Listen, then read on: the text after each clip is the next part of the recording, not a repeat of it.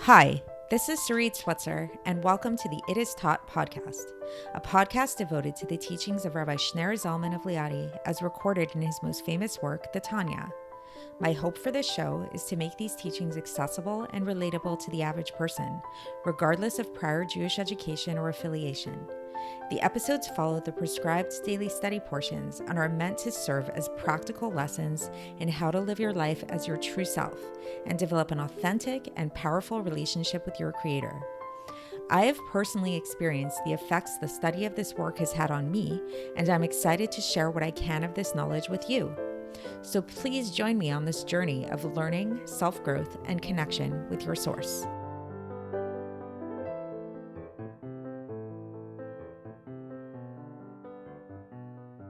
Hi, and welcome to the It Is Taught podcast. This is episode 139 for the 9th of Nissan in a leap year. So do you ever meet the kind of people who describe themselves as being not particularly religious, but very spiritual? And they feel like that they have a very rich spiritual life without needing to ascribe themselves to any particular religion? So this is, in fact, the theme of what we're going to be learning about in today's episode, about what this means exactly, what it means to be spiritual and not religious, and how, at least according to the Alter Rebbe, it doesn't actually make any sense. And you'll often find with these kind of people who describe themselves as being very spiritual but not religious, that they're really big spiritual seekers, and they seem to be very genuine spiritual seekers. Sometimes they'll travel all around the world searching for the truth, yearning for the truth, with an unquenchable truth, and they'll search here and there, read a lot of books and think and philosophize and journal and all kinds of different things like that. But yet they never seem to get to the point of being able to commit to a religious life. And what the Alter Rebbe likens this to is this is like the type of people who stand at a riverbank and declare water, water everywhere and not a drop to drink. So basically what we'll learn is that these kind of people are really missing the point.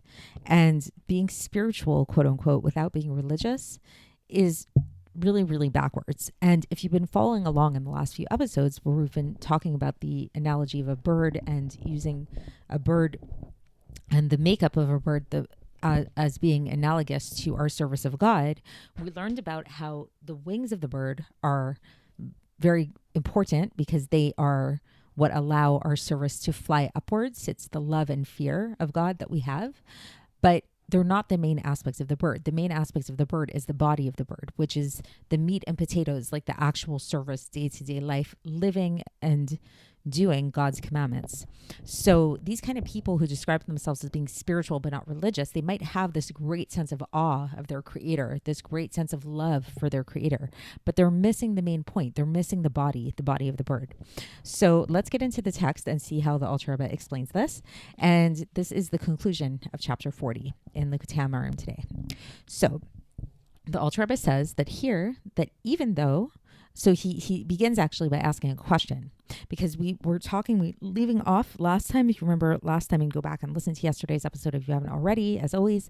So last time we talked about how this whole idea about how love and fear of God are not the main aspects of service, just like the wings are not the main aspects of the bird, but the main aspects of the bird is the body of the bird. The main aspects of our service are the mitzvahs, are the commandments of God.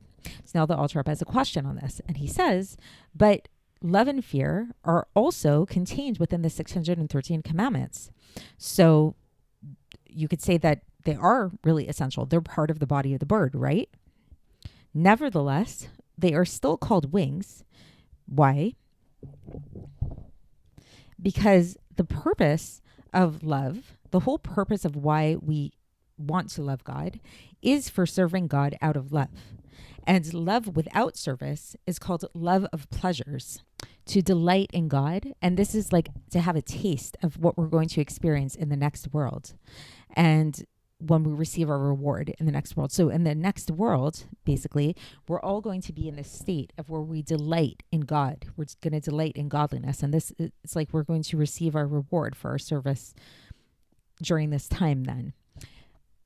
But, says the Alter Rebbe, and here he cites the Gemara in Masechet Eruvin, page 22a, where it basically says that this is the wrong timing. This isn't the time for this type of delight and pleasures. It says there, v'hayom lasotam, ulemachar lekebel scharam, which literally means today is to do them and tomorrow is to receive the reward. So our time in our life right now is not to sit around and just delight in spirituality and bask in godliness. That's going to be our reward in the future. What we should be focusing on doing right now is to actually just be serving God. And also this level of like this extreme delight that like is giving us like a taste of the next world. Some people could get to this level if you're a very, very, very, very holy person on a very, very high level.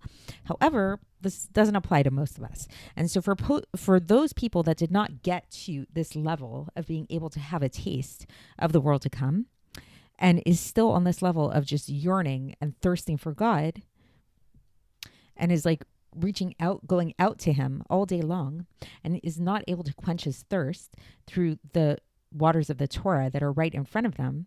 So again, this is like those spiritual seekers that search here and there, every end of the earth, every book, all over the place, searching for God and searching to quench their thirst, and it's unquenchable. So the Alter Rebbe says this is like a person who is standing at the edge of a river and screams out, "Water, water to drink," and there's water right in front of them. So over this, the Alter Rebbe says the prophet, meaning to say Yeshayahu, in chapter 55:1, laments over these kind of people. And he says, Hoi, kol tzameh lechu lemaim.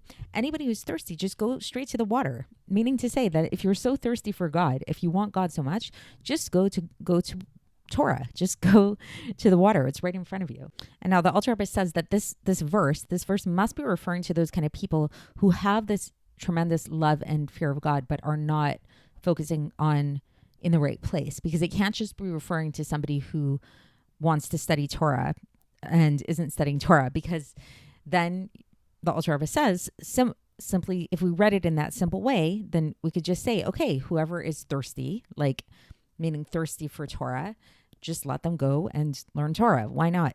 So why is the prophet lamenting over these kind of people?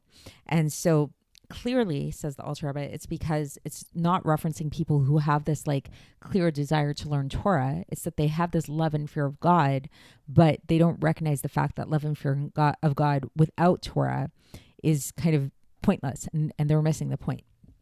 And the Alter Rebbe says that this whole idea is discussed elsewhere at length. So that's the end of this section. So again, to recap, we started off talking about this idea of spiritual seekers. And I believe that this is kind of what the Alter Rebbe is referring to, people who are very spiritual.